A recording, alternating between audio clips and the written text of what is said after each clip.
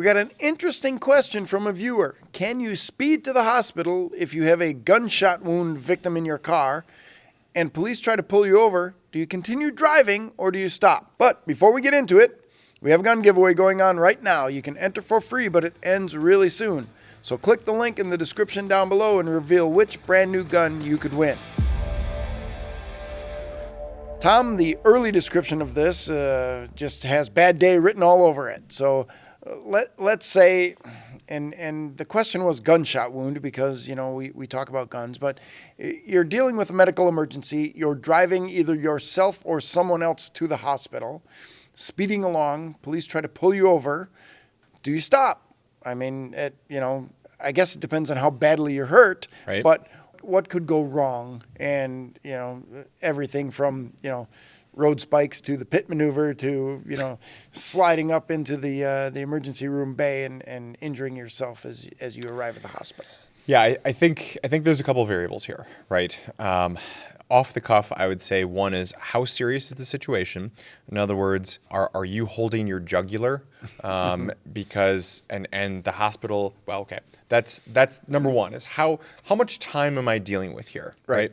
So I think that's question number one. Question number two is what's the time to the hospital, right? Because if I'm in a situation where, for whatever reason, I've got 15 minutes and the hospital's only 2 minutes away and I've got the fuzz on my tail, I'm probably going to pull over, right? If I'm in a situation where the hospital's 2 minutes away and I've got 90 seconds, I'm probably not going to pull over.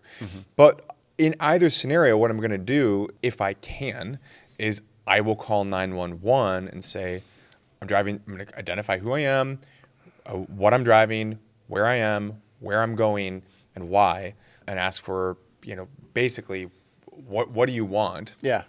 And hopefully that will, at a minimum, identify me not as a bank robber or someone who's out there to do evil and nefarious things, but rather it's a Samaritan in distress at that point.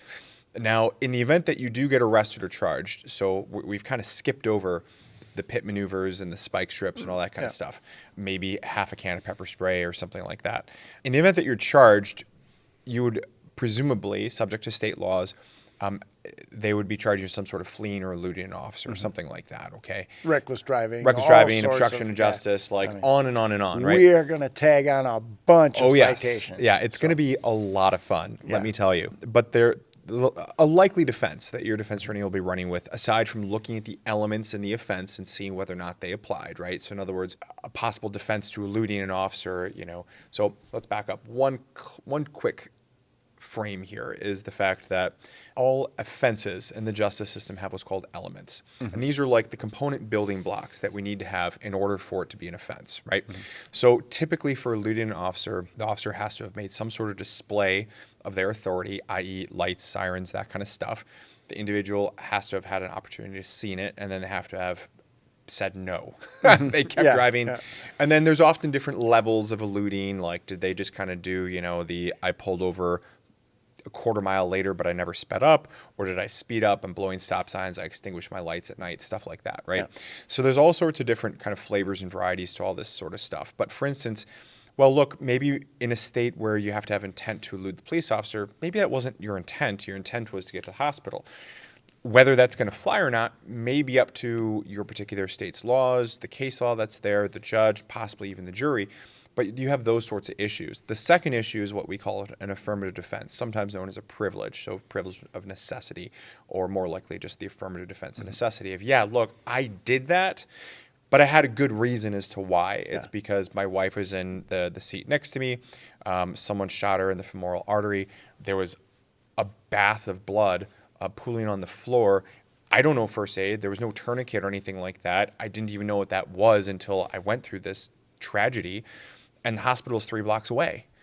So I wasn't going to stop and go through all that. Again, that may fly, that may not fly. But those are that's the legal landscape and the scenarios, and at least how I would try to parse that out, bringing it back to what's my timeline for the medical emergency and what's my timeline to the hospital, understanding that many people may not know what the timeline is for a medical emergency. Yeah, and I think you're absolutely right with the advice, if possible, get on the line with 911 so that they know what you're doing, where you're going, and at least they're not getting calls of crazy driver running stop signs and they're looking for your vehicle for some other problem. So I think, in a nutshell, start with that, and then if you feel you need to get to the hospital, get to the hospital. So, Right.